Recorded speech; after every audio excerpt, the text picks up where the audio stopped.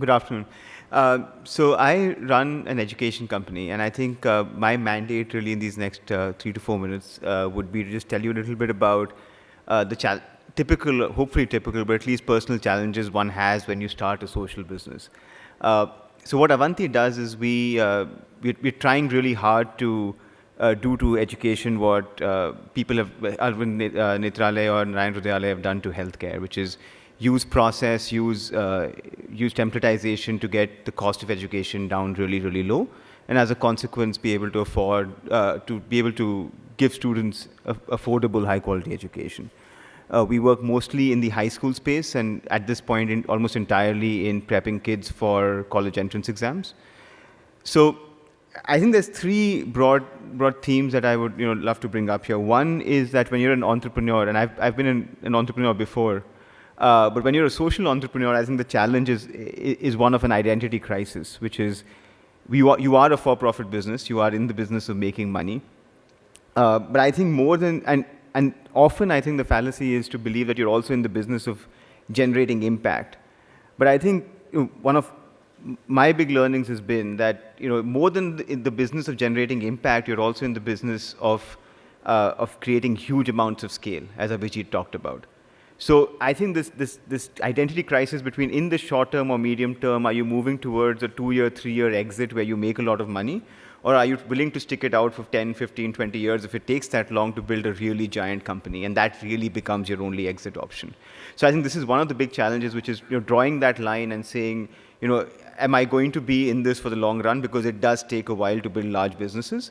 Or am I really trying to build a high profit, high growth company in the short period of time that I would exit, which is the kind of the approach you would use if you started up any other kind of business.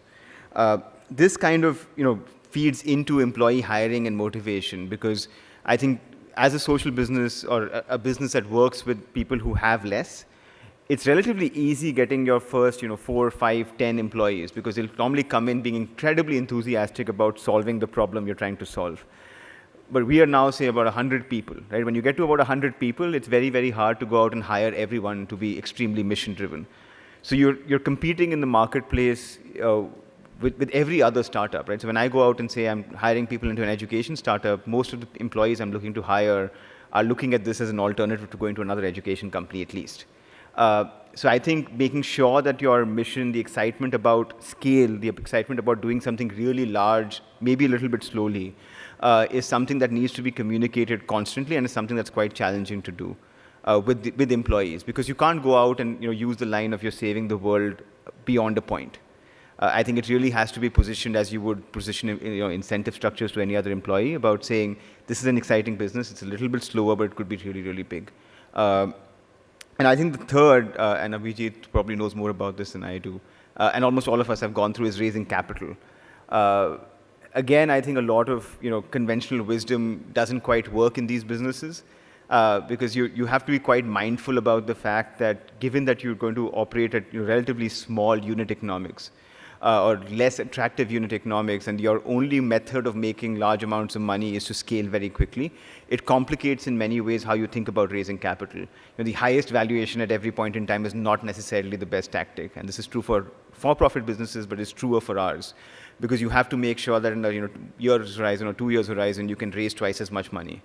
So I think it's quite messy and complicated, but I think with time, I think the way I've come to view it is it's entirely a question of just saying that it's a difference between trying to build something really, really large a little bit slowly and trying to build something really, really profitable in the short term. So that's probably all I had to say at this point. Thank you.